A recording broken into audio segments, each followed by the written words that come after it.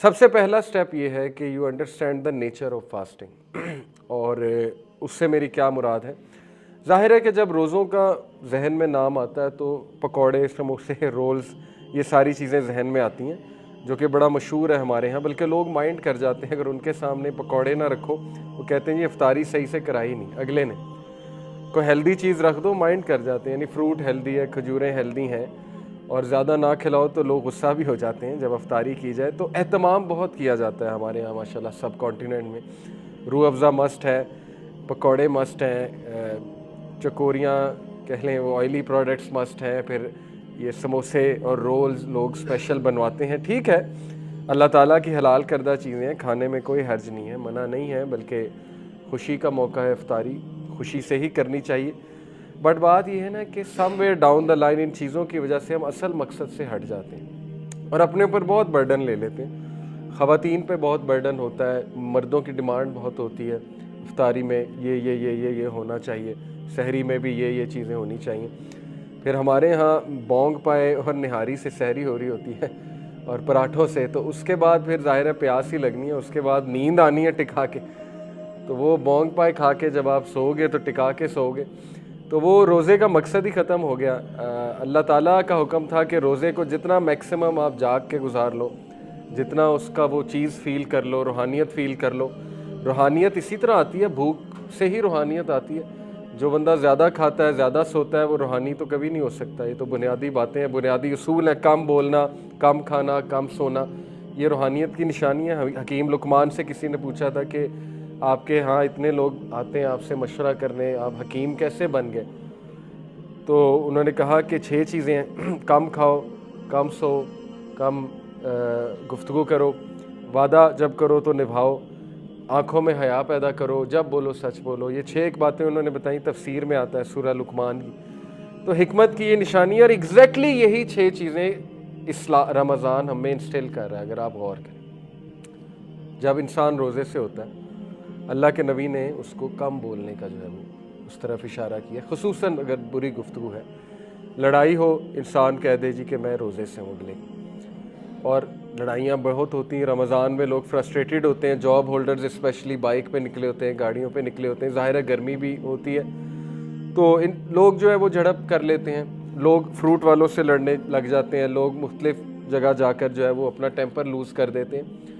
تو اس کے بارے میں کلیئرلی رسول اللہ صلی اللہ علیہ وسلم نے فرمایا کہ اللہ تعالیٰ کو تمہاری بھوک اور پیاس کی کوئی ضرورت نہیں ہے، اگر تم زبان کا ہی خیال نہیں کر رہے ہو، بیک بائٹنگ کر رہے ہو، اگر تم سخت زبان ابھی تک استعمال کر رہے ہو، یا تمہارے دل نرم نہیں ہوئے۔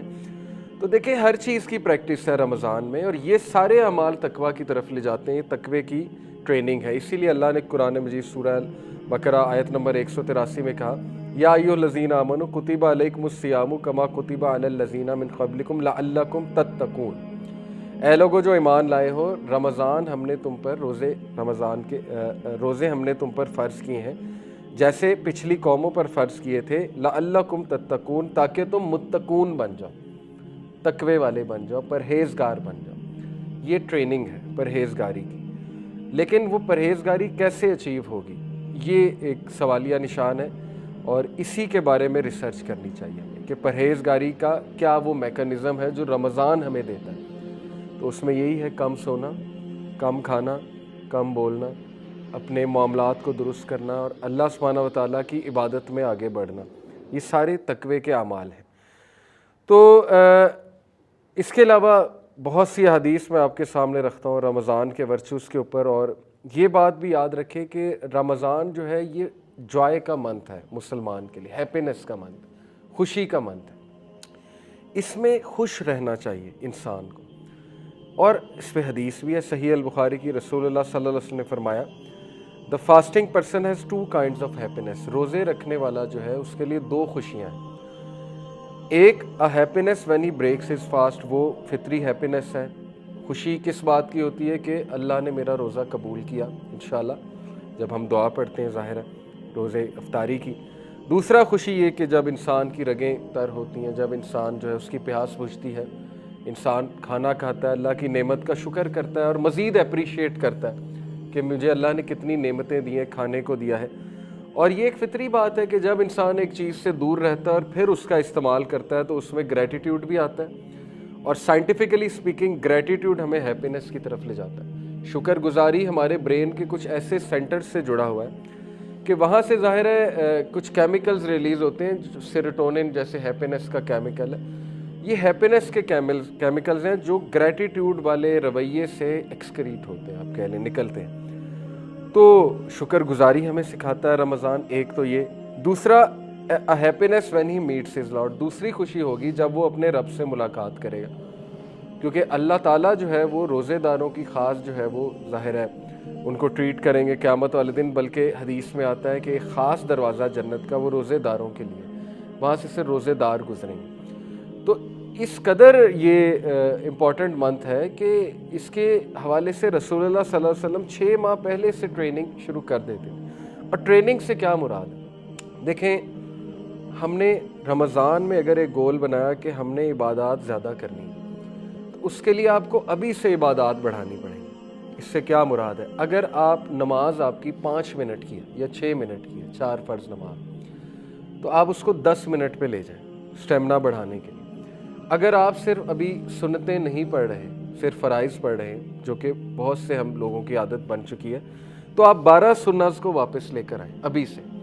کیونکہ پروفٹ صلی اللہ علیہ وسلم نے کہا کہ جو شخص دن میں 12 سنتیں ادا کرتا ہے, فجر کی 2, ظہر کی 4 اور 2 8 ہو گئیں, مغرب کی 2 10 ہو گئیں, اور عشاء کی 2.